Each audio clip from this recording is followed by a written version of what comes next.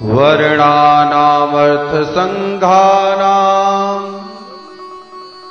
रसानां छन्दसामपि मंगलानां च कर्तारो वन्दे वाणी विनायको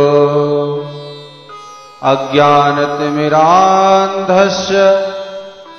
ज्ञानाञ्जनशलाकया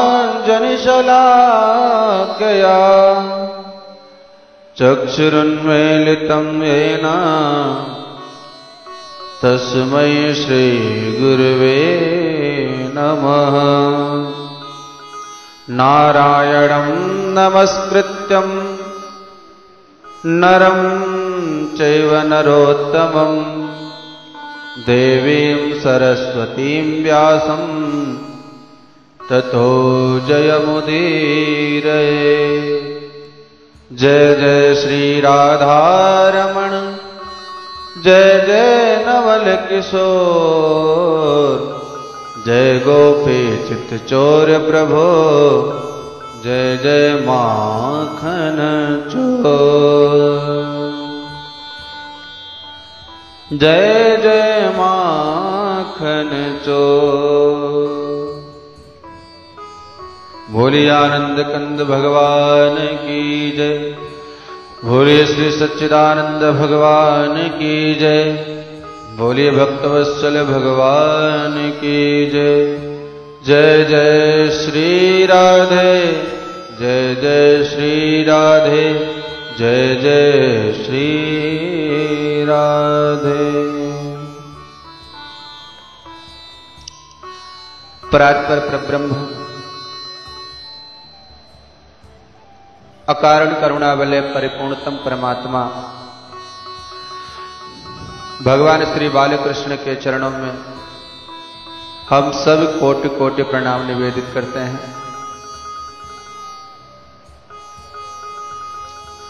भागवत रूपी सुधामृत का पान कर रहे सभी कथा रसिक जनों के हृदय भवन में विराजमान परमात्मा को हमारी तरफ से सिया राम में सब जग जानी करो प्रणाम जोर जुग पाने का भाव निवेदित करते हैं। बंधुओं, कल की कथा में आप सभी ने श्रवण किया। माता देवहूति ने भगवान कपिल से कई प्रश्न किया और भगवान कपिल ने बहुत ही सुंदर ढंग से माता देवहूति को उनके प्रश्नों का उत्तर दिया, उनके प्रश्नों का समाधान किया।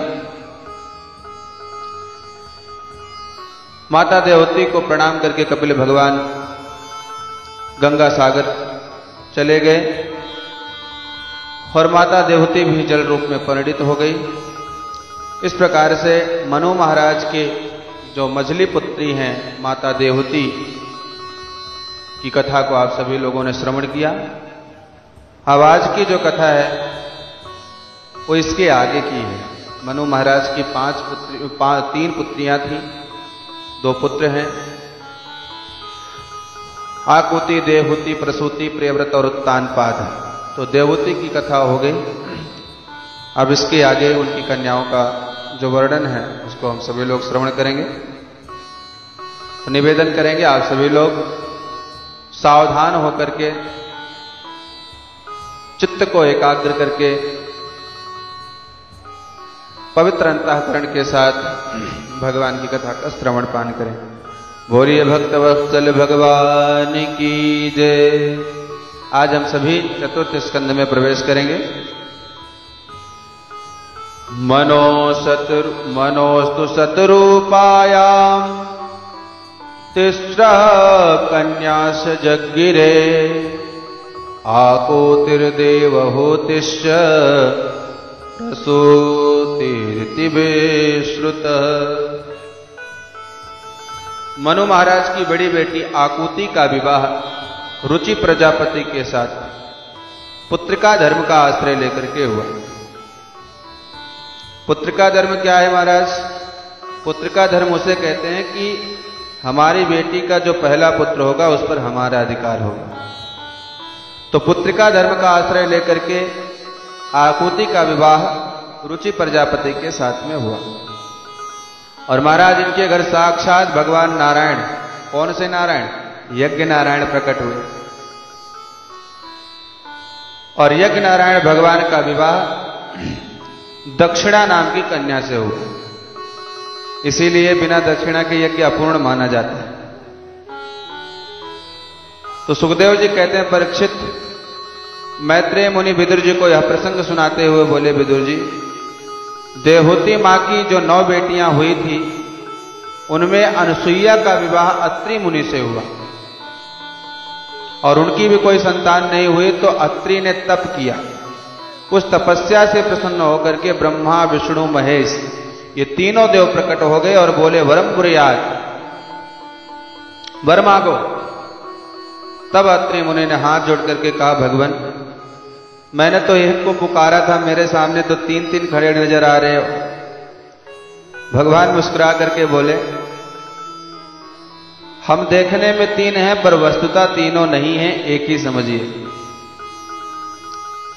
वस्तुतः हम तीनों 3 नहीं है, एक ही है। बोले, तुम्हें क्या चाहिए? अत्रि बोले, महाराज, मैं तो संतान की कामना करता हूं।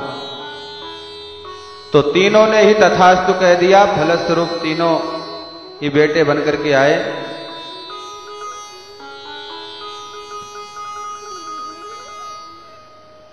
ब्रह्मा जी के अंश से चंद्रमा का, भगवान शिव जी के अंश से दुर्वासा मुनि और भगवान नारायण के अंश से अनसुईया मां के गर्भ में साक्षात भगवान दत्तात्रेय महाराज का प्राकट्य हुआ। बोले दत्तात्रेय भगवान की जय। और दत्तात्रेय मुनि भगवान के साक्षात अवतार है। सोमो भूत ब्राह्मणोशेन दत्तो विष्णोस्तु योग्यवित् दुर्वासाः शंकरस्यांशो निभोदांगिरसः प्रजाः। मैत्रेय जी कहते हैं, विदुर जी, मनु महाराज की सबसे छोटी बेटी प्रसूति देवी का विवाह दक्ष प्रजापति के साथ में हुआ। जिनकी 16 बेटियां हुई, उन 16 कन्याओं में 13 कन्याएं धर्म की पत्नियां बनी, यानी धर्म को ब्याही गई। उनमें धर्म की मूर्ति नामक पत्नी के गर्भ से भगवान नर और नारायण ऋषि रूप में प्रकट हुए और ये आज भी बद्रीनाथ में विराजमान है। स्वाहा नामक एक बेटी अग्निदेव को ब्याही गई, स्वधा नाम की बेटी पितरों को ब्याही गई और एक बेटी भगवान शंकर को ब्याही जिसका नाम था सती देवी। बोलो सती महारानी की जय। शिव पत्नी सती देवी की कोई संतति नहीं हो सकी, क्योंकि एक बार दक्ष ने भोलेनाथ का अपमान किया, जिसे देवी सती सह नहीं सकी और माता सती ने अपना शरीर ही यज्ञ में त्याग कर दिया।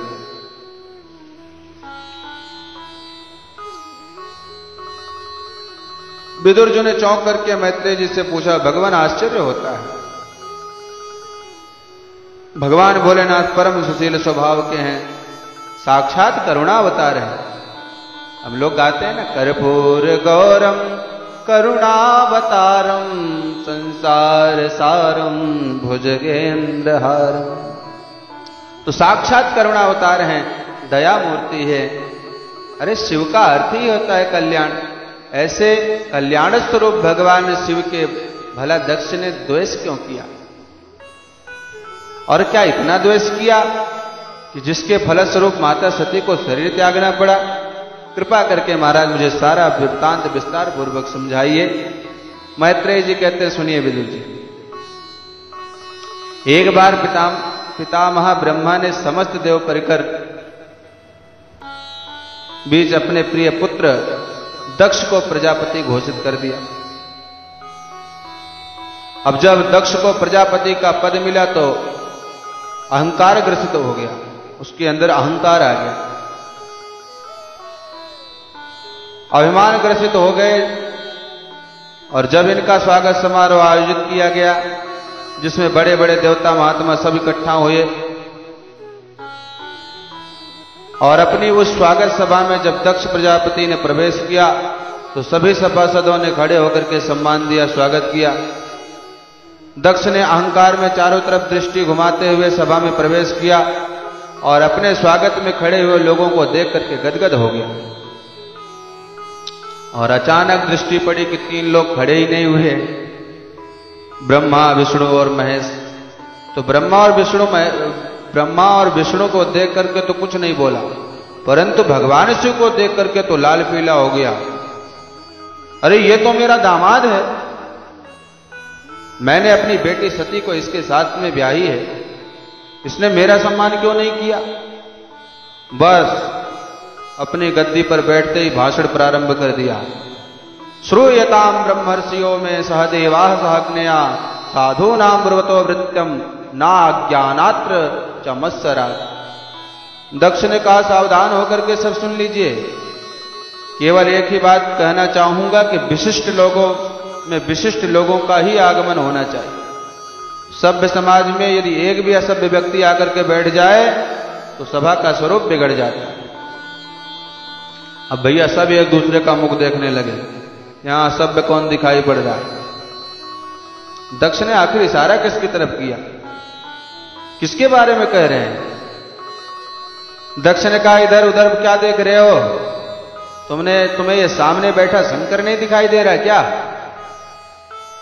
शिष्ट लोगों में बैठता है तो शिष्ट लोगों में बैठता तो शिष्टाचार आता। 24 घंटे भूत प्रेतों के संग में घूमते रहने वाला क्या शिष्टाचार और सभ्यता समझेगा। ये तो हमारे लिए कलंक है। अयम तो लोकपालानाम यशग्नो निरपत्रपाः। लोकपालों में हमारी प्रतिष्ठा की यश को धूमिल करने वाला है, नष्ट करने वाला। निरपत्रपाः अर्थात लज्जा तो इसमें बिल्कुल भी नहीं रही, ये निर्लज्ज है। बुरी तरह गालियां देना प्रारंभ कर दिया। एक संत तो कहते हैं कि ठीक कह रहा है। इसने क्या कहा, ये हम लोकपालों के यश को धूमिल कर देता है, तो ठीक बात तो है।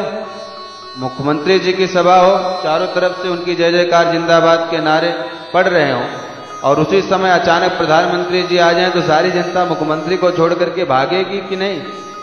तो उनके सामने अपने से बड़ा कोई महान व्यक्तित्व आ जाए तो छोटा व्यक्ति उनके सामने धूमिल हो जाता है। तो भगवान शिव का ऐसा प्रभाव है, ऐसा तेज है, ऐसा वैभव है कि जहां भी जाते हैं बड़े बड़े लोकपालों का यश उनके सामने धूमिल हो जाता है। निरपत्रपा का अर्थ तो होता है निर्लज्ज, दूसरा अर्थ करते हैं निर्गता, अपसमंता दत्रा त्राणम रक्षणम एसाम ते निरपत्रपाः तान रक्षक हीनान पाति इति। अर्थात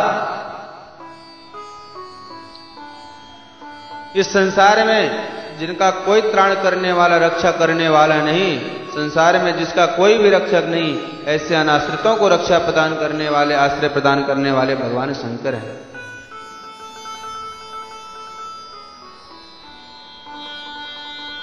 एक बार भूत प्रेत सब रोते रोते आ गए, बोले भोलेनाथ के पास।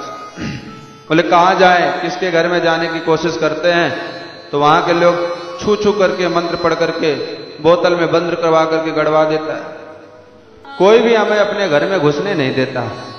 भोलेनाथ ने कहा सबको छोड़ो, मेरे घर आ जाओ। सबको बुला करके अपने घर का सदस्य बना ली। और जब विवाह हो रहा था, देवताओं ने खूब हाथ जोड़ करके कहा, महाराज इन्हें बारात में मत ले जाना, नहीं तो विवाह होना मुश्किल हो जाएगा। भोलेनाथ ने कहा विवाह होए या ना होए, पर हमारे सदस्य हैं, हमारी शादी में जरूर जाएं। तो फिर भगवान नारायण को कहना पड़ा, ठीक है आप अपनी बारात को लेकर के बाद में ही आना, हम लोग आगे चले जाएंगे और अलग चलेंगे। भोलेनाथ ने जिन्हें आश्रय दिया उसे कभी त्यागते नहीं है, ऐसे शरणादाता हैं, ऐसे परम अशरण शरण है। एक बार ऐसे ही सांप भिक्षु रोते हुए आए कि महाराज आपने हमें क्यों पैदा किया। शिवजी ने पूछा तुम्हें क्या समस्या भाई। तब जितने सर्व भिक्षु थे सब बोले महाराज हमें जो देखता है हमारा मुंह कुचल करके ही फेंक देता है, दुनिया वाले मार ही डालते हैं, जिंदा छोड़ते ही नहीं, इतनी घृणा हमसे। भोलेनाथ ने कहा सबको छोड़ो, मेरे पास आ जाओ। और उठा उठा करके उन सांप बिच्छुओं को ही अपने हृदय का हार बनाकर धारण कर लिया। भुजगेंद्र हारम, भुजंगों को ही जो अपना हार बना ले, सांप बिच्छू को ही अपना कुंडल बना लिए। दुनिया जिससे घृणा करती है उन्हें आश्रय भोलेनाथ देते। आक धतूरा कोई पसंद नहीं करता, भोलेनाथ ने कहा हमें चढ़ाओ। जिनका कोई रक्षक नहीं उन्हें सुरक्षा व आश्रय प्रदान करने वाले भगवान शिव शंकर हैं। तो महापुरुष लोग तो निंदा में भी स्तुति निकाल लेते हैं। चश्मा जिस रंग का होगा वैसा ही संसार दिखेगा। आज अभिमान के रंग में रंगा हुआ दक्ष जब भगवान शंकर को देखता है तो उसे दोष ही दोष नजर आ रहा है। ये शिव निर्लज्ज है, हमारे यश को धूमिल कर देने वाला है, इसके साथ बैठने का धर्म नहीं है। एक ने दक्ष से पूछा तुम्हें इतने दोष दिखाई पड़ रहे हैं तो फिर बेटी क्यों ब्याही? जब बेटी का हाथ सौंपा तब तुम्हें इनके दोष नहीं दिखाई पड़े? तब तो दक्ष और गर्म होगा, ये मेरा दामाद बनेगा, मैं इसे अपनी बेटी का कभी जीवन में ब्याहने वाला नहीं था। मैंने अपने पिताजी ब्रह्मा जी का आदेश पालन करने के लिए अपनी बेटी से ब्याही थी, अन्यथा कहां मेरी मृगलोचनी कन्या और कहां ये बंदर जैसी आंख वाला शंकर। गृहीत्वा मृगसावाक्षाः पाणिं मर्कटलोचनः। दक्ष बोला मैंने अपनी मृगलोची कन्या का विवाह इस मर्कट लोचन के साथ कर दिया। ऐसे कटु वाक्य बोले कि नंदीश्वर जी से नहीं रहा गया। तमतमा करके खड़े हो गए कि अभी इसे जवाब देता हूं, पर भोलेनाथ ने इशारा किया चुप बैठो। नंदीश्वर ने कहा वाह महाराज, आपको कोई बंदर की आंख वाला बोले, आपके बारे में बुरा कहे और मैं चुपचाप बैठा रहूं, ऐसा नहीं हो सकता।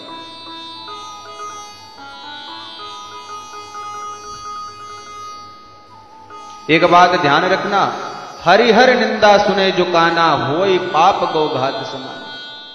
नंदीश्वर बोले स्वामी आपकी निंदा सुनने वालों को गौघात का पाप लगता है, मैं आपका दोष देख नहीं सकता और ना सुन सकता हूं। भोलेनाथ मुस्कुरा पड़े, अरे भाई कोई बात नहीं, गाली तो दे रहे, तो क्या हुआ, हमारे ससुर जी तो हैं। अब बेटा ससुराल की गाली सबको सुननी पड़ती है, अंतर इतना ही कि और लोग शादी में गाली सुनाते हैं, हम शादी के बाद सुन रहे हैं, तुम भी सुन लो। अनुमति नहीं मिली तो नंदीश्वर बेचारे मन मार करके रह गए और शिव जी बोले ठीक है महाराज सुनो। और दक्ष का दुस्साहस बढ़ता ही चला गया। स्थिति ये आ गई कि क्रोध में भरे दक्ष ने अंततोगत्वा भगवान शिव को शाप ही दे डाला। आज के बाद इस शिव शंकर को किसी भी यज्ञ में कोई भाग ना दिया जाए। जब शाप दे दिया तो नंदीश्वर से अब रहा नहीं गया और खड़े होकर के बोले है प्रजापति दक्ष, तुझे ये पद क्या मिल गया, तू आज इतना अभिमानी हो गया, अभिमान से भर गया। जब से आया तब से हमारे भोलेनाथ के अपमान में बड़बड़ाता जा रहा है, इसलिए मेरा शाप है कि तुझे बकरे का मुंह लग जाए। अब भृगु जी खड़े खड़े दाढ़ी पर हाथ घुमा करके बोले ऐ नंदी, ये ससुर दामाद का आपसी झगड़ा है, तो बीच में क्यों बोला? मैं भी शाप देता हूं कि शिव जी के जितने भी गण हैं सब पाखंडी हो जाए। अब तो शिव जी के सारे गण खड़े हो गए, बुड्ढे बाबा तूने हमें पाखंडी कैसे कहा? हम भी शाप देते हैं कि तेरे जैसे चाटुकार सारे ब्राह्मण भिखमंगा बन जाएं, सर्वभक्षा जुजाते आ। भोलेनाथ ने कहा अरे राम राम राम, ये स्वागत समारोह हो रहा है या शाप समारोह हो रहा है? सब एक दूसरे को शाप दिए जा रहे हैं, आक्षेप लगाते जा रहे हैं। भोलेनाथ को लगा कि सब गड़बड़ हमारे ही कारण हो रहा है, इसलिए हम यहां से खिसक जाते हैं। भोलेनाथ ने अपने सब गणों को शांति किया, देखो भाई सब शांत हो जाओ और अपने अपने घर वापस चलो। समस्त गणों को शांत करके भोलेनाथ तो कैलाश चले गए, परंतु दक्ष के हृदय का क्रोध अभी शांत नहीं हुआ था। मन में एक गांठ लग गई। और मित्रों, रहीमन धागा प्रेम का मन तोड़ो चटकाए, टूटे से फिर ना जुड़े जुड़े गांठ पर जाए। एक बार धागा टूट गया तो आप गांठ लगाकर जोड़ तो सकते हो, पर वह गांठ अलग चमकती रहती है कि यहां से टूटा है। ऐसे ही प्रेमी जनों में लोगों के द्वारा सुलह तो कराया जा सकता है, परंतु असामंजस्य चाहे जितना हो जाए, मन में एक गांठ तो लग रहती है कि उस दिन इसने मुझे ऐसा बोला। तो शिव जी से द्वेष करके अब की बार दक्ष ने हरिद्वार करखल में एक बड़े विराट यज्ञ का आयोजन किया। संपूर्ण ब्रह्मांड से सब देवी देवता बुलाए गए, पर देवाधिदेव महादेव को कहीं कोई चिट्ठी पत्री नहीं, कोई निमंत्रण नहीं भेजा गया। परंतु भोलेनाथ तो अपने कैलाश में आनंद कर रहे थे। यज्ञ की तिथि आई तो देवताओं के विमान उड़ने लगे। गड़गड़ाते हुए जो देवताओं के विमान हैं वो सब कैलाश पर्वत के ऊपर से निकले। अब देखिए, सब देवताओं को मालूम है कि भोलेनाथ इस यज्ञ में नहीं बुलाएंगे, तब भी देवता अपना विमान भोले बाबा के ऊपर से ही निकाल रहे। ध्यान रखना, जब दो प्रेमियों में खटपट होती है तो तीसरे लोग बड़ा फायदा उठाते हैं। मामला शांत भी हो रहा हो तो और तूल पकड़वाते हैं, क्रोध ना आ रहा हो तो और आ जाए कि देखो हम अपने घर में बैठे हैं और लोग हमारी ससुराल जा रहे हैं। पर भोलेनाथ को तो कुछ आपत्ति नहीं, अपनी आंख बंद करके अपने स्वरूप के आनंद में मत्त हैं। पर देवी सती जी का मन डगमगा रहा है कि आज सवेरे सवेरे ही विमानों की झड़ी नहीं टूट रही है, एक के पीछे एक विमान गड़गड़ाता चला जा रहा है। आखिर कुंभ का पर्व तो इस वर्ष है नहीं, तो ये सब देवता हरिद्वार की तरफ क्यों भाग रहे हैं। अब कुछ देवांगनाओं को जब विमान में जाते देखा तो भगवती सती ने इशारे से पूछा, बहन कहाँ जा रही हो। देवांगनाओं ने कहा कि अरे बहन, तू अभी अपने ससुराल में बैठी है क्या? तुझे नहीं मालूम कि तेरे मायके में तेरे पिता ने कितना बड़ा यज्ञ किया है? सारी दुनिया वहां भाग रही है और तू अपने ससुराल में अभी तक बैठी। सती जी के तो होश उड़ गया, अरे राम राम, मेरे मायके में यज्ञ और मुझे ही नहीं मालूम।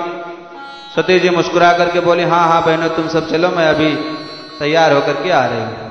पर माता सती के मन में एक बड़ा ही द्वंद्व खड़ा हो गया, ये कैसे हो गया? मैं तो अपने पिता की बड़ी लाडली हूं, फिर पिताजी ने मुझे क्यों नहीं बुलाया? अब ये सब कारण तो वहां जाने के बाद ही पता चलेगा, पर बिना निमंत्रण के मेरे भोले बाबा संभवतः मुझे जाने नहीं देंगे। क्या करूं? अच्छा, एक बार कोशिश तो करके देखती हूं। माता सती ने आकर के भोले बाबा के चरण दबाना प्रारंभ कर दिए। भोले बाबा मुस्कुराते हुए पूछा, देवी क्या बात है? सती जी बोले, कुछ नहीं महाराज, हम पतिव्रताओं का धर्म ही है पति की सेवा करना, और मैं तो अपने धर्म का निर्वाह मात्र कर रही हूं। भोलेनाथ हंसकर बोले, देवी जी आज आप कुछ ज्यादा ही धर्म निभा रही हैं, निसंकोच बताइए आपके मन में आज क्या है। तब सती जी ने अपनी बात जरा घुमा घुमा करके कही। क्या कही? प्रजापतेस्ते स्वसुरस्य सांप्रतम निर्यापितो यज्ञ महोत्सवः किल वयं च तत्राभिसराम वामते यद्यर्थिता में विबुधा व्रजन्ते ही। सती जी बोली, हे भोलेनाथ, जरा ऊपर दृष्टि उठा करके तो देख लीजिए। भोलेनाथ ने कहा, वो तो मैं सवेरे से ही देख रहा हूं। सती जी ने पूछा, क्या देख रहे हैं महाराज? शिव जी बोले, इन विमानों को। सती जी ने कहा, आप देख तो रहे हैं और आपको शायद ये मालूम नहीं कि सारे विमान आपकी ससुराल जा रहे हैं। वहां पर आपके ससुर जी ने बहुत विशाल यज्ञ का आयोजन किया है, इसलिए तो ये सारे विमान उसी यज्ञ में सम्मिलित होने के लिए आपके ससुराल की तरफ जा रहे हैं। अब जरा माता सती जी की शब्द शैली देखिए। माताएं जब अपने मायके की बात करती है तो बड़ी अकड़ कर बात करती हैं कि मेरे मायके में आपने कभी सुना नहीं होगा, ऐसा कभी देखा भी नहीं होगा, मेरे पिताजी के द्वारा इतना बड़ा यज्ञ हो रहा है। तो मेरा मेरा शब्द ज्यादा बोलती हैं, पर आज सती जी ने एक बार भी नहीं कहा कि मेरे मायके में या मेरे पिताजी ने, ऐसा कुछ भी नहीं कहा। सती जी बोली, हे भोलेनाथ, आपके ससुर जी ने आपके ससुराल में बहुत बड़ा यज्ञ किया ताकि भोलेनाथ को अपनत्व प्रतीत हो। भोलेनाथ हंस करके बोले, देवी तो क्या ससुराल से हमारे लिए कोई निमंत्रण आया है क्या? सती जी ने कहा, महाराज आया तो नहीं, पर भेजा जरूर होगा। कभी कभी डाक गड़बड़ा जाती है, चिट्ठी जरूर भेजी होगी, किसी कारण से पहुंच नहीं पाई। महाराज मेरे मन में तो बस एक ही कामना है कि हम 16 बहनें हैं, विवाह के बाद से बहनों से कभी मिलना हुआ नहीं। आज इस यज्ञ में सभी बहनें आएंगे और सब बहनोई भी आएंगे, तो हम सबका एक साथ मिलना होगा, देखना होगा, कितना आनंद आएगा। तस्मिन् भगिन्यो मम भर्तृभि स्वकैर ध्रुवम गमिष्यत सुहृद दृक्षवा। सबसे मिलने का, सबको देखने का बहुत मन हो रहा है। आप भी सबसे मिलोगे तो कितना आनंद आएगा।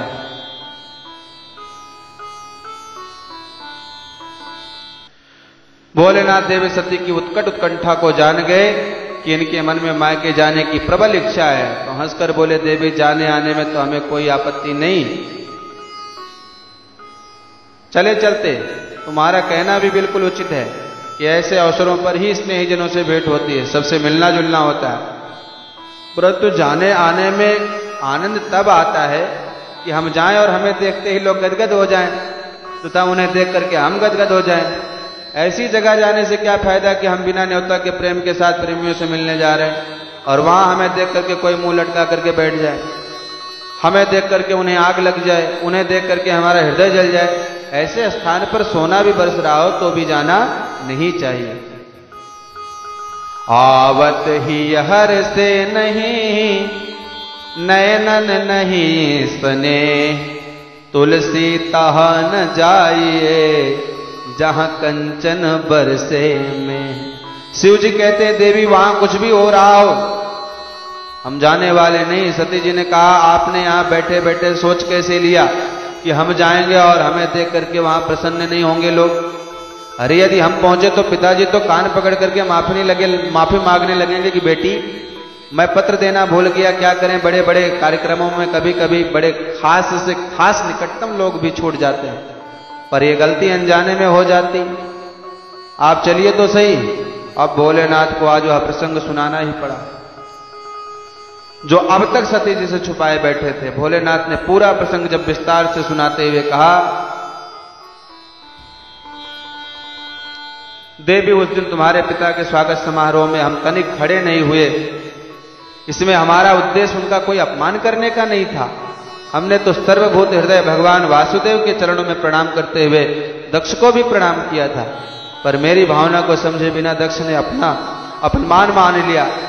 देहाभिमानी देह को महत्व देता है, मैं खड़ा नहीं हुआ। इस बात को लेकर के वह अपना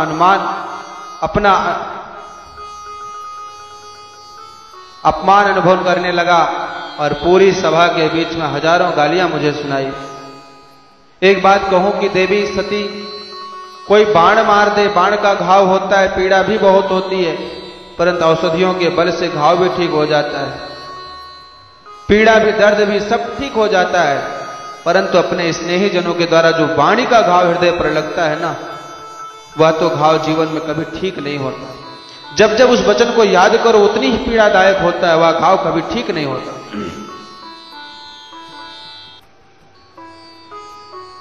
स्वानाम यथा वक्रधियाम दुरुक्तिभिर दीवानि संताप्यति मार्म ताड़ितः। वह घाव दिन रात तपाते हैं। देवी मैं तो सह गया, पर मैं तुम्हारे स्वभाव को भी जानता हूं कि तुम सह नहीं पाओगी। अपमान की पीड़ा से भी भयानक होती है, मृत्यु से भी भयानक होती है, जो तुमसे सहा नहीं जाएगा। इसलिए मेरी बात मानो, वहां बिल्कुल मत जाना। तुम्हारा किसी भी प्रकार का वहां पर भला नहीं होगा। स्पष्ट रूप से श्री भोलेनाथ ने समझा दिया, पर सती जी का आग्रह फिर भी शांत नहीं हुआ। सती जी बोले, देखिए महाराज, अब तो जो होना था सो हो गया, परंतु संबंध कोई छोटी छोटी बातों के ऊपर टूटते थोड़ी हैं, टूट थोड़ी जाते हैं। कोई आपके ससुर जी हैं और हमेशा रहेंगे। अब खटपट हो गई तो एक काम कीजिए, मुझे आज्ञा दीजिए, मैं जाऊंगी और पिताजी को समझाऊंगा। वह मेरी बात मान लेंगे और आपसे भी क्षमा मांग लेंगे और आपको भी यहां से मना करके ले जाएंगे। यदि आप भी नहीं गए और मैं भी नहीं गई तो हम लोगों की ये घर की लड़ाई पूरे समाज में फैल जाएगी। जितने भी बड़े देवी देवता वहां पर पहुंचेंगे तो एक ही चर्चा करेंगे, दक्ष के दामाद का झगड़ा अभी तक ठीक नहीं हुआ, इसलिए ना बेटी आई और ना दामाद, तो घर की बात घर में रहे, घर की लड़ाई चारों तरफ चर्चा का विषय ना बने। इसलिए आप मुझे आज्ञा दें। भोलेनाथ समझ गए कि होनी बहुत बलवती मालूम पड़ती है। मेरा इतना समझाने पर भी सती मेरी बात मान नहीं रही है। पुरुषार्थ करने में कोई कसर नहीं छोड़नी चाहिए और उसके बाद भी बात न बने तो परमात्मा के ऊपर छोड़ देना चाहिए। होई है सोई जो राम रचि राखा, को परितर्क बढ़ावे शाखा।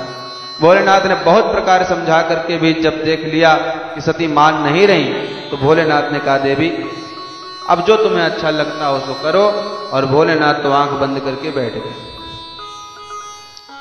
भगवती सती बोले, महाराज तो मैं जा रही हूं। भोलेनाथ कुछ बोले ही नहीं। फिर भी नहीं बोले तो सती जी प्रणाम करके चल पड़ी। सती जी चलते चलते सोचती जा रही हैं, भगवान कहीं भोलेनाथ नाराज तो नहीं हो जाएंगे, कहीं असंतुष्ट तो नहीं हो जाएंगे। अच्छा दोबारा कोशिश करती हूं। मेरे भोलेनाथ तो आशुतोष हैं, बहुत जल्दी खुश हो जाते हैं। दोबारा प्रयत्न किया तो शायद प्रसन्न हो जाएं।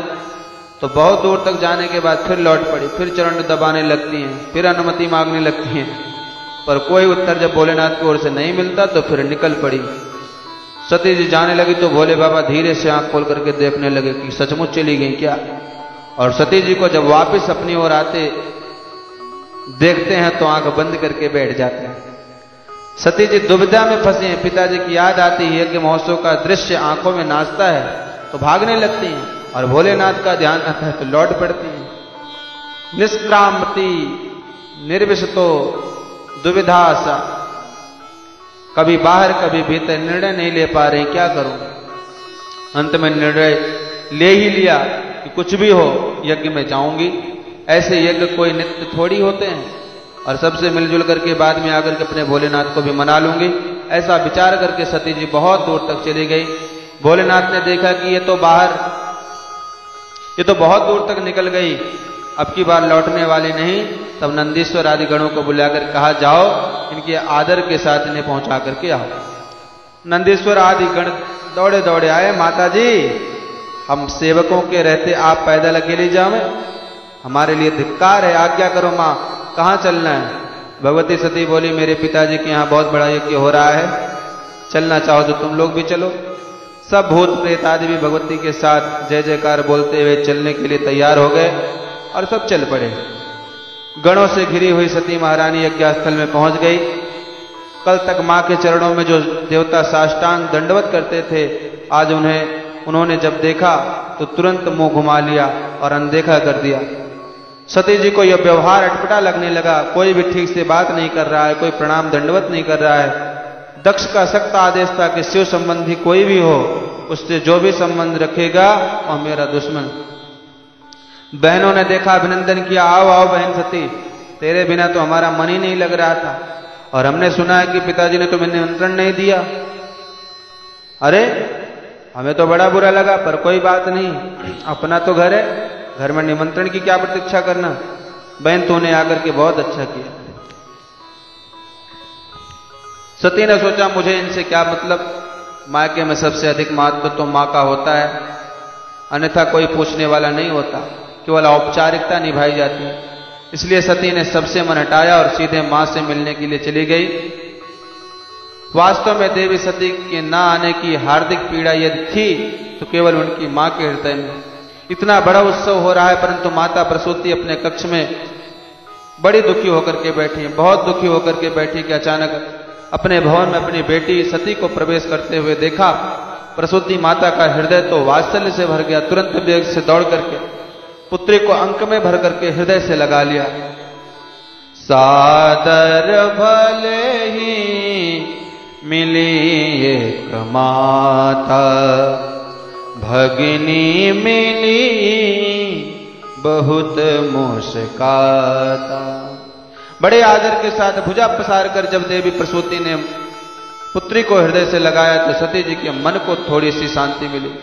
परंतु जब उन देवताओं को उपेक्षित व्यवहार स्मरण में आया तो चित्त फिर चुभने लगी, बातें फिर से चुभने लगी, विचार करने लगी, पहले मुझे अपने पिताजी से मिलना चाहिए कि उन्होंने इतने प्रगाढ़ संबंध को इतनी सरलता से उपेक्षित कैसे कर दिया। जैसे ही अपने पिता से सती मिलने गई और दक्ष ने देखा कि मेरी बेटी सती आ रही है तो शिव संबंध होने के कारण आंखें फेर ली, मुंह घुमा लिया, ना देखा ना मुस्कुराया। अपने पिता के द्वारा ये उपेक्षापूर्ण व्यवहार सती जी के हृदय को और भी अत्यंत पीड़ादायक बना दिया। पर फिर भी इस अपमान के घूंट को पी गई, पर अपना अपमान सह गई। परंतु जब यज्ञशाला पर दृष्टिपात किया तो छोटे छोटे देवताओं के भी हिस्से अलग अलग व्यवस्थित रखे हुए हैं, पर देवाधिदेव महादेव शिव जी का पूरे यज्ञ में कोई स्थान नहीं। अब तो सती मां से रहा नहीं गया, ये सहा नहीं गया, देखा नहीं गया। एक पतिव्रता अपना अपमान सह सकती है, परंतु अपने पति परमेश्वर का अपमान उसे कदापि सहा नहीं जा सकता। तुरंत भगवती सती क्रोध में भर गई। अरुद्र भागम तमवेक्ष चाध्वरम पित्रा च देवे कृतहेलनम विभो अनादृता यज्ञ सदस्याधीश्वरी चुकोप लोका निवध्यक्षति रुषा। मैत्री मुनि कहते हैं, विदुर जी, भगवती सती ने जब क्रोध पूर्वक चारों तरफ दृष्टि डाल करके देखा तो ऐसा लग रहा था कि जैसे माता सती आज 10 दिशाओं में दग्ध कर देंगी। माता सती के नेत्रों से अंगारे बरसने लगे। प्रजापति दक्ष को ललकारना प्रारंभ कर दिया, अरे प्रजापति, तुझे ये पद क्या मिल गया कि तुम इतने मदान्ध हो गए? तुमने उन भगवान शिव का अपमान किया जो साक्षात कल्याण स्वरूप ही है। सम कल्याणम करोति च शंकरः, जो मानव का कल्याण करने के लिए ही विराजमान है वही शंकर है। शिव का तो अर्थ ही कल्याण होता है। एक बार भी जिसकी वाणी से शिव 2 अक्षर निकल गए तो उसके जीवन भर के पाप पल भर में भस्म हो जाते हैं। यद 2 अक्षरम नाम गिरेरितम निर्णाम चकृत प्रसंगा दघमासु हंति तत्। सती जी कहती हैं, शिव नाम मुख से निकला कि जीवन भर के पाप शीघ्र ही समाप्त हो जाते हैं। शास्त्र कहते हैं, हमारे स्वामी शिव जी का अपमान करने वाले की जीभ काट लो, और इतनी सामर्थ्य तुम में नहीं है तो कर्णों पिधाय निर्यात, कान में अंगुली डालो और चले जाओ।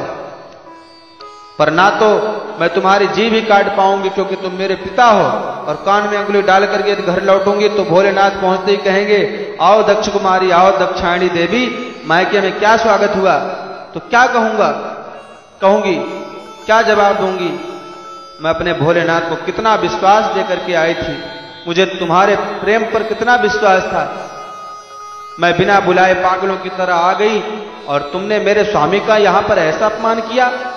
मुझे सबसे बड़ी पीड़ा इस बात की होगी जब भोलेनाथ मुझे दक्ष कुमारी कह करके पुकारेंगे। शिवद्रोही की बेटी मुझसे कोई कहे, ये मैं कभी नहीं सह सकती। मुझे जीवन में आज पहली बार पता चला कि मेरा जन्म एक शिवद्रोही के द्वारा हुआ है, जो मेरे प्राण धन है, जीवन धन है, जीवन सर्वस्व है, उनकी मैं अर्धांगिनी हूं, और मेरा जन्म उनके द्रोही के द्वारा हुआ है। इस शरीर में शिवद्रोही का रक्त है, इसलिए जब ये शरीर मैं स्वीकार नहीं करूंगा, अब मैं इस शरीर को स्वीकार नहीं करूंगा। पर क्या करें, जब तक शरीर है तब तक ये संबंध तो स्वीकारना ही पड़ेगा। अतः इस संबंध को समाप्त करने के लिए आज मैं शरीर को ही समाप्त कर दूंगी। अतस्तोत्पत्रामिदं कलेवरम न धारिष्ये सितिकंठ गरिहिड़ा जगधस्य मोहाद्धि विशुद्ध मंदसो जुगुप्सित्योद्धरणम प्रचक्षते। मेरा ये शरीर तेरे द्वारा उत्पन्न है, इसलिए अब इसे धारण नहीं करूंगी। और इतना कहकर माता भगवती ध्यानमग्न बैठ गई। भोलेनाथ के श्री चरणों का ध्यान करते करते दिव्याग्नि देह से प्रकट हो गई और सद्यः प्रज्वाल समाधि जाग्निना, माता सती ने उस दिव्याग्नि में अपना 5 भौतिक देह को समाप्त कर दिया। जो भूत प्रेतादिगण माता सती के साथ आए हुए थे, उन्होंने ये सब दृश्य देखा और सुना तो एकदम क्रोधित हो गए। मारो काटो चिल्लाते हुए यज्ञशाला के ऊपर टूट पड़े। जैसे ही भूत प्रेतों के आक्रमण को देखा तो यज्ञाचार्य भृगु ने दिव्य शक्तियों को प्रकट कर दिया। इन शक्तियों ने भूत प्रेतों को मार पीट करके वहां से भगा दिया। उधर नारद जी ने भोलेनाथ को पूरा समाचार विस्तार से सुना दिया। भवो भवान्या निधनम प्रजापति रस कृताया अवगम्य नारदात। नारद जी के द्वारा जब पूरा समाचार भगवान शिव ने विस्तार से सुना तो क्रोध से भर गए। भगवान भोलेनाथ क्रोध में आकर के बोले, आज यदि दक्ष बच रहा था तो केवल सती के नाते, हमारी पत्नी सती का वह पिता है, इसलिए दक्ष क्षमा का पात्र बन रहा था। अब जब सती ही नहीं रही तो अब सब संबंध व्यर्थ है। संबंध कैसा, अब पात्रता समाप्त हो गई। भगवान भोलेनाथ ने अपनी जटा उखाड़ करके पटक दी। देखते ही देखते भगवान भोलेनाथ की जटा से बड़ा ही विकराल महापुरुष प्रकट हो गया। कराल दृष्टो ज्वलदग्निर्मूर्धजा कपाल माली विविधोद्यतायुध। अनेक प्रकार के आयुध, चमचमाती आंखें और बड़े विशाल केस। लग रहा था जैसे मूर्तिमान काल खड़ा हो गया हो। हाथ में एक बड़ा विशाल त्रिशूल धारण किए हुए वह वीर पुरुष हाथ जोड़ करके बोला, हे भोलेनाथ, मुझे आज्ञा क्या है? भोलेनाथ ने कहा, भो वीर ते भद्रम, हे वीर तेरा कल्याण हो। उसी का नाम हो गया वीरभद्र। भोलेनाथ ने आदेश दिया, दक्षम सयज्ञम जही, जाओ दक्ष को यज्ञ सही समाप्त कर दो। अब तो वीरभद्र वेग से दौड़े। जो भूत प्रेत आदि यज्ञ से पराजित होकर के पिट कर आए थे, उन्होंने जब वीरभद्र को देखा तो उन्हें भी बड़ा जोश आ गया। अब डरने की आवश्यकता नहीं, चलो जिन्होंने हमारी पिटाई की थी चुन चुन के बदला लेंगे। भूत प्रेतों में जोश आ गया और भूत प्रेतों का शरीर तो वायु प्रधान होता है। इतने वेग से दौड़े कि तूफान आ गया और तूफान आकाश तक छा गया। यज्ञ के देवता उस तूफान को देख करके चक्कर में पड़ गए। देखो देखो कितनी भयंकर आंधी आ रही है, ऐसी आंधी तूफान हमने कभी जीवन में नहीं देखा। भाई ये कैसा तूफान है, जरा पता तो लगाओ। एक बोला, अरे मुझे तो लगता है कहीं डकैती पड़ी और डकैत सब भाग रहे होंगे। एक ने कहा, क्यों भाई, इस समय राजा प्राचीन बरही का राज्य है। राजा प्राचीन बरही के राज्य में भला कौन डकैत हो सकता है, वह बड़े उग्र शासक है। वाता न वांति न ही संति दस्यवा, प्राचीन बरही जीवती होक्रदंडा। दूसरा बोला, लगता है घास चर करके जब लाखों गायें एक साथ दौड़ती हैं तो ऐसी दूर उड़ती है। एक ने कहा, गाओ न काल्यंते इदम कुतो रजो, ये गायों के आने का समय नहीं है, तो इतनी दूर फिर कैसी है। एक तो बोला, मुझे लगता है कि प्रलय होने का समय आ गया, प्रलयकारी प्रभंजन है। एक ने कहा, प्रलय होने का समय तो अभी आया ही नहीं, लोकोधुना किम प्रलयाय कल्पते। अब जब तक देवता कुछ निर्णय ले पाते तब तक तो सनई सनई तूफान ने यज्ञशाला को ही घेरना प्रारंभ कर दिया। और यज्ञ के चारों तरफ उस तूफान को आते देखा कि भूत प्रेत दिखाई पड़े। देवता समझ गए अब कुछ गड़बड़ होने वाला है, भाग लो यहां से। जैसे ही देवता में भगदड़ मची कि वीरभद्र ने आदेश दिया, सबको बंदी बना लो, एक भी भागने न पावे। दौड़ दौड़ करके भूत प्रेतों ने देवताओं को पकड़ना प्रारंभ कर दिया। भृगुम बबंध मणिमान वीरभद्र प्रजापतिम चंडीशा भूषणम देवम भगम नंदी सुरोग्रहित। जिसकी पकड़ में जो आ गया उसी को धर पकड़ा। भृगु मुनि उठ करके भागे तो मणिमान नाम के गण भृगु जी को दबोचा। वीरभद्र ने दौड़ करके प्रजापति दक्ष को पकड़ लिया, किसी ने पूषा को, किसी ने भग को, सबको पकड़ करके कहा, भाई कहां भाग रहे हो, यज्ञ में भाग लिया है तो अपना भाग लेकर के ही भागिए, खाली हाथ मत जाइए। सबको पकड़ पकड़ करके बांधना प्रारंभ कर दिया। वीरभद्र ने आदेश दिया, पूरा यज्ञ तहस नहस कर दो, सब बराबर हो जाए। सभी शिवगण यज्ञशाला पर टूट पड़े, बल्लियां उखाड़ उखाड़ करके पटकने लगे। कुछ भंडारे में घुस गए तो कुछ रायते के कुंड में हर हर महादेव डुबकी मार करके नहाने लगे। सब भंडारा चौपट कर दिया, सारी बल्लियां उखाड़ करके यज्ञ तहस नहस कर दिया।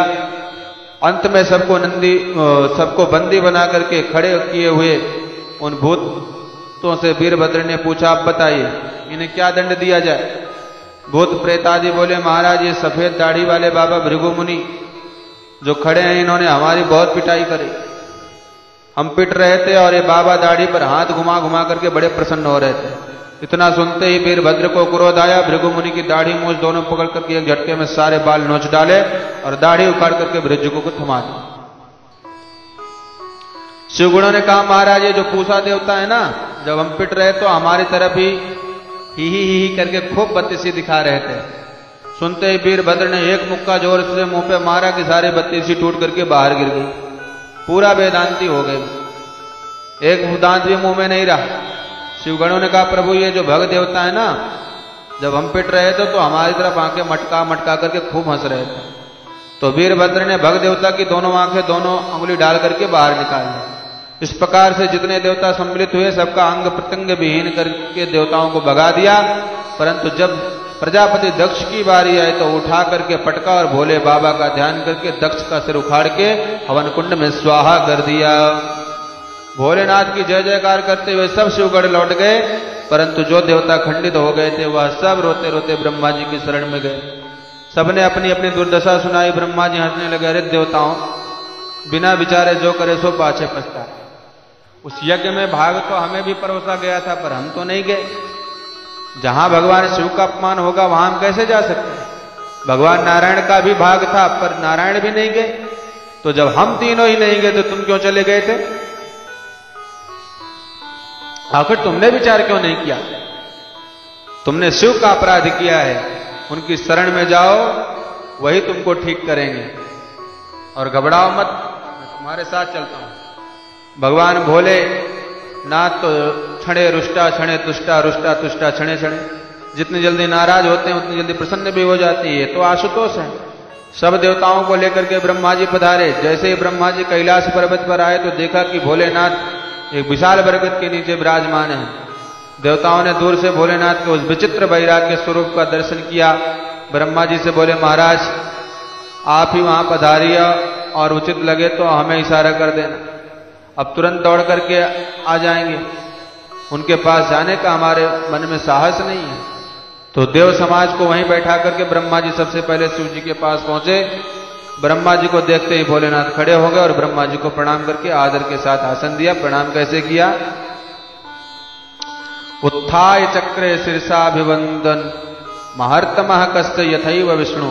जैसे वामन भगवान कश्यप जी को पिता होने के नाते प्रणाम करते हैं, भगवान वामन साक्षात नारायण विष्णु हैं, पर व्यवहार जगत में कश्यप जी उनके पिता बने हैं, इसलिए वामन भगवान को प्रणाम करना पड़ता है। उसी प्रकार भगवान भोलेनाथ तो समस्त देवताओं के परम पूज्य हैं, परंतु व्यवहार में ब्रह्मा जी की भ्रुकुटी से प्रकट होने के नाते उन्हें पिता मान करके प्रणाम कर रहे हैं। ब्रह्मा जी ने दूर खड़े देवताओं को इशारा किया, मौका बहुत अच्छा, जल्दी आ जाओ।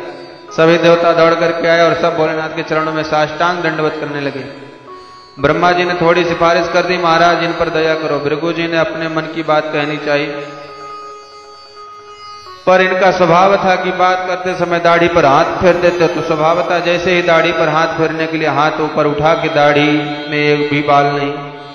बेचारे इतना शर्मिंदा हुए कि मुंह लटका करके ही रह गए, कुछ बोल ही नहीं पाए।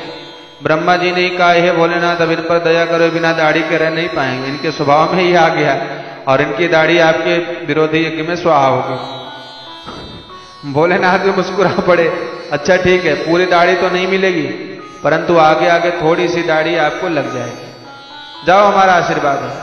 भृगु जी बोले, बस बस महाराज इतने में काम चल जाएगा, कुछ और होना जरूरी नहीं है, लेकिन कुछ तो होना चाहिए। पूषा देवता तुरंत आगे बढ़े, देखो महाराज मुंह में एक भी दांत नहीं बचा, सारी दंतावली बाहर निकाल दी, कैसे भोजन करूंगा? भोलेनाथ ने कहा, सत्तू घोल घोल करके पियो, दांतों की कोई आवश्यकता नहीं पड़ेगी, पिष्ट भुक बन जाओ। भग देवता ने कहा, देखो आंखें फोड़ दी मेरी, मैं तो अंधा ही हो गया। भोलेनाथ ने कहा, तुम मित्र देवता की दृष्टि से देख सकोगे। इस प्रकार से समस्त देवताओं को स्वस्थ करते हुए जब भोलेनाथ थोड़े से अनुकूल दिखाई पड़े, तब देवताओं ने कहा, सरकार चल करके उस यज्ञ को भी सफल कर दीजिए। भोलेनाथ ने कहा, यज्ञ में भाग तो मिलने वाला नहीं है, हम जा करके क्या करेंगे? सारे देवता एक स्वर में बोले, महाराज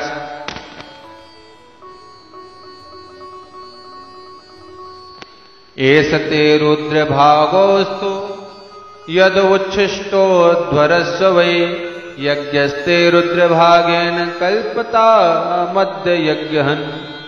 हे यज्ञहंता भोलेनाथ, आज से जो भी यज्ञ में सामग्री अवशेष बचेगी वह अवशिष्ट सामग्री आपका ही भाग माना जाए। भोलेनाथ संतुष्ट हो गए, जो बच जाए बहुत है। सारे देवता भोलेनाथ को मना करके ले आए। भोलेनाथ से कहा, महाराज यज्ञ सफल करो। भोलेनाथ ने कहा, यजमान को बुलाओ। देवता बोले, सरकार ये यजमान का धड़ तो ये पड़ा और सिर सुहा हो गया।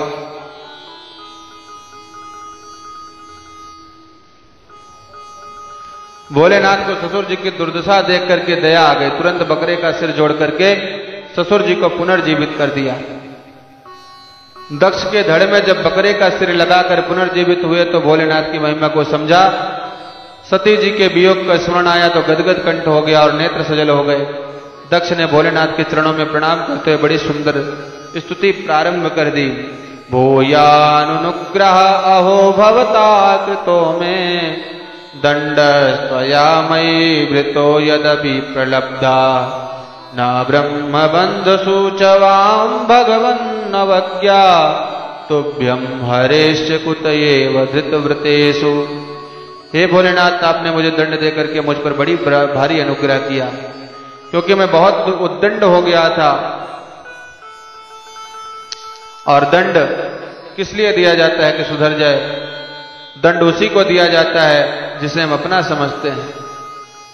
तो आपने मुझे अपना समझ करके ही, मुझे सुधारने के लिए ही मुझे आपने ये दंड दिया है। प्रजापति दक्ष भोलेनाथ की मधुर स्तुति कर रहे हैं, पर बकरे का मुंह है तो बकरे की ही भाषा बोल रहे हैं। सुन सुन करके भोले बाबा को बड़ी जोर से हंसी आ गई। इसलिए आज भी भोलेनाथ के भक्त शिव जी की पूजा करने के समय बम बम बम बम बकरे की तरह बोलते हैं, क्योंकि बकरे की तरह बम बम करते ही भोलेनाथ को ससुर जी की याद आ जाती है और भोले बाबा प्रसन्न हो जाते हैं। जहां भोलेनाथ प्रसन्न हुए तत्क्षण उन सबके बीच में भगवान लक्ष्मी नारायण प्रकट हो गए। समस्त देवताओं ने क्रमशः भगवान नारायण की स्तुति करी और सबसे अंत में ब्राह्मणों ने मिलकर के प्रभु की स्तुति करी और कहा, तुम क्रतुस्तम हविस्तम होता सह स्वयं, तुम ही मंत्रा समित्यर्प पात्राणि च, तुम सदस्या ऋतुजो दंपति देवता, अग्निहोत्रम स्वधा सोम आज्यम वसु, तुम पुरागाम रसाया महाशोकरो, दृष्टया पद्मिनी वारणि यथा, स्तूयमानो नंद लीलयायो योगीभ्युर्जुहार्थम त्रयी गात्र यज्ञ कृतो। सभी ब्राह्मण मिलकर के कहते हैं, हे नारायण, समस्त यज्ञ के अंग आपके ही हैं, आप साक्षात यज्ञ स्वरूप हो, आप ही हविषान्न हो, आप ही हविषान्न के भोक्ता हो, आप ही मंत्र हो, आप ही समिधाएं हो, आप ही कुशा हो। आपने ही पूर्व में जल में डूबी हुई पृथ्वी का ऐसे उद्धार किया जैसे कोई गजराज सरोवर में प्रविष्ट होकर के कमलिनी को उखाड़ करके चला जाता है। अब गजराज को कमलिनी उखाड़ने में क्या कष्ट लगे, ऐसे ही आपने जल में डूबी हुई धरा देवी का आपने हिरण्याक्ष के चंगुल से उद्धार किया। आपने पशुओं को देखा होगा, जल में से जब बाहर निकलते हैं तो अपने शरीर को बड़े जोर से झटकारते हैं। ऐसे भगवान बारह रूप में जब जल में प्रविष्ट हुए और पृथ्वी को बाहर ला करके स्थान पर विराजमान करके अपने शरीर को इतनी जोर से झटकाया कि भगवान बारह देव के रूप रोमकूप धरा पर गिर गए और वही कुश बनकर के प्रकट हो गए, जो समस्त यज्ञों के शुभ कार्यों को संपन्न करते हैं। प्रत्येक शुभ कार्यों में कुश का प्रयोग सबसे पहले किया जाता है, क्योंकि ये कुश साक्षात द्वारा भगवान के रोमकूप हैं। इस प्रकार भगवान की सुंदर स्तुति भगवान ने सबको समझाया। अहम ब्रह्मा च सर्वश्च जगता कारणम ब्रह्म। श्री भगवान बोले, देखो भाई देवताओं, मुझ में ब्रह्मा और शिव में किसी प्रकार का भेदभाव न रखना। मैं ही ब्रह्मा बनकर के सृजन करता हूं तो मैं ही विष्णु बनकर के पालन करता हूं तथा मैं ही रुद्र बनकर के संहार करता हूं। तीनों मेरे ही स्वरूप हैं। शिवस्य हृदय विष्णु, विष्णुश्च हृदय शिव। शिव जी के हृदय में विष्णु और विष्णु के हृदय में शिव। कौन पुजारी, कौन पूज्य, कौन प्रेमी, कौन प्रेमास्पद कह पाना बहुत कठिन है। परस्पर दो चकोर दो चंदा। भोलेनाथ राम जी को अपना इष्ट मान करके राम कथा भवानी को सुनाते हैं। राम कथा सुनने के लिए कभी हंस बन करके काकभुसुंडी जी के पास आते हैं तो कभी सती जी को लेकर के अगस्त महर्षि के पास जाते हैं। राम कथा के परम रसिक हैं भगवान भोलेनाथ। रच महेश निज मानस राखा। सबसे पहले रामायण की रचना भोलेनाथ ने की थी, मैंने आपको शुरू में ही बताया था। परंतु जब शिव भक्तों की बात आए तो सबसे पहले भगवान नारायण ऐसे शिव भक्त हैं कि 1000 कमल नित्य चढ़ाते हैं। पर एक दिन पूजा में एक कमल कम पड़ गया। विष्णु जी विचार करने लगे कैसे पूर्ति किया जाए। अरे लोग कहते हैं कि मुझे लोग पुंडरीकाक्ष कहते हैं, तो अपना नेत्री भगवान ने निकाल करके भोलेनाथ पर समर्पित कर दिया। ऐसे शिव भक्त हैं। तो वैष्णव की बात आवे तो भगवान शिव सबसे आगे और शैवों की बात आवे तो भगवान विष्णु सबसे आगे। दोनों एक दूसरे को उपासक हैं। राम जी महाराज लंका पर विजय पाने के लिए भोलेनाथ को रामेश्वर के रूप में प्रतिष्ठापित करके पूजन करते हैं। विधिवत नाम देते हैं रामेश्वर। भक्तों ने पूछा अर्थ भी कर दीजिए। राम जी ने अर्थ कर दिया, रामस्य ईश्वरा रामेश्वरा। राम का जो ईश्वर है वह रामेश्वर है। उस समाज में तुरंत भगवान भोलेनाथ प्रकट होकर के बोले, नहीं नहीं, ये अर्थ ठीक नहीं है। भक्तों ने पूछा महाराज तो क्या अर्थ है। भोलेनाथ ने समाज ही बदल दिया। बोले राम ईश्वर वो यश सह रामेश्वरा। राम है ईश्वर जिनके, उनका नाम है रामेश्वर। उन्होंने राम जी को अपना ईश्वर सिद्ध कर दिया। इसलिए दोनों एक दूसरे के पूरक हैं। इसलिए इनमें किसी प्रकार का भेदभाव ना रखें। भगवान शिव संहारक देव है, उनका स्वरूप तो सांवला होना चाहिए। और भगवान नारायण पालनहार है, अतः सत्य प्रधान होने से भगवान नारायण का स्वरूप गौर रंग होना चाहिए। परंतु बात बिल्कुल विपरीत है। शिव जी कर्पूर की तरह गोरे हैं और जो भगवान नारायण पर दृष्टि डालते हैं तो नील सरोरुह नीलमणि नील नील धर श्याम, लागे तन शोभा निरख कोटि कोटि सतकाम। तो जिन्हें गोरा होना चाहिए वह सांवले हैं, और जिन्हें सांवला होना चाहिए वह गोरे हैं। ये उल्टा इसलिए हो गया कि शिव जी का सतत ध्यान करते करते जो शिव जी की श्यामलता थी वो नारायण में समा गई, और नारायण का जो सतत ध्यान करते करते नारायण का जो गौरांग रूप था वह शिव जी में समा गया। इसलिए शिव जी कर्पूर के समान गौरुण वर्ण के हो गए और नारायण सांवल्य हो गए। विवाह के बाद कन्या का पति परमेश्वर हो जाता, पर पति परमेश्वर का यह अर्थ नहीं होना चाहिए कि सास ससुर देवर जेठ आदि को आंख दिखाने लगे। हमें तो केवल पति देव से मतलब और किसी से कोई मतलब नहीं। ये भी तो उचित नहीं है। परिवार में सबका आदर रखते हुए समर्पण तो पति में होना चाहिए, पर सम्मान तो सबका करना चाहिए। उसी प्रकार इष्ट तो एक होना चाहिए, एक इष्ट में ही हमारा आत्मनिवेदन और आत्मसमर्पण होना चाहिए, पर सम्मान तो हमें सबका करना चाहिए। यही बात भगवान ने सबको समझाई। मैत्रेय मुनि कहते हैं, विदुर जी यही कारण था कि माता सती ने देहत्याग किया और अगले जन्म में हिमालय के पुत्री पार्वती के रूप में प्रकट हुई। पुनः घोर तपस्या करके अंत में भोलेनाथ को प्रसन्न कर दिया। धूमधाम से बारात लेकर के भोले बाबा आए और उन्हीं सती को पार्वती के रूप में पुनः प्राप्त कर लिया। बोले शंकर भगवान की जय, बोलिए भक्तवत्सल भगवान की जय, बोलिए सच्चिदानंद भगवान की जय, बोलिए श्रीमद् भागवत महापुराण की जय। जय जय श्री राधे, जय जय श्री राधे, जय जय श्री राधे। ओम शांति शांति शांति।